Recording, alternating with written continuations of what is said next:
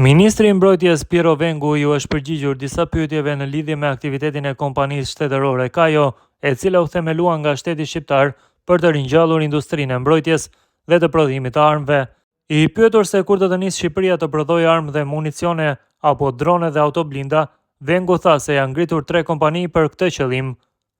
Atëherë, janë themeluar praktikisht 3 kompani të përbashkëta shtet privat, një kompani për prodhimin e uniformave, kompani vendase por me eksperiencë në tregje ndërkombëtare, e cila na siguron se uniformat e prodhuara në Shqipëri nuk do të jenë vetëm për forcat tona të armatosura, por edhe mund të eksportohen, çka është një synim parësor i ligjit për industrinë ushtarake, zbuloi Vengu.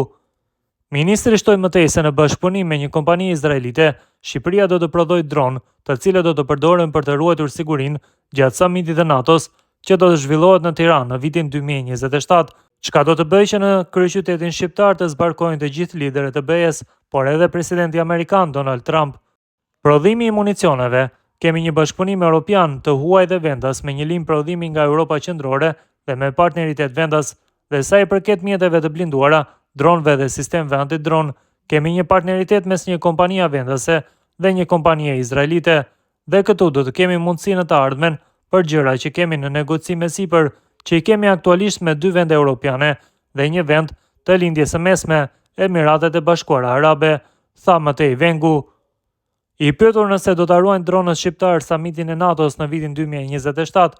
ai tha, ky është objektivi që i kemi vendosur vetes, prandaj vijuam edhe me themelimin e një kompanie që do të sigurojë këtë prodhim me patentat dhe transfertën teknologjike, siç quhet në zhargonin e industrisë ushtarake, pra një teknologji e huaj që transferohet dhe prodhohet këtu.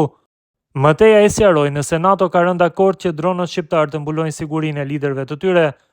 Ajo që është e rëndësishme është që NATO bazohet te kapacitetet e vendit pritës për sa i përket elementeve të sigurisë dhe mbarvajtjes së samitit, dhe përgjigjja është po, ne duhet të sigurojmë kapacitete, qofshin këto të mbrojtjes antidron apo toksore dhe detare, sa i përket mbarvajtjes së samitit.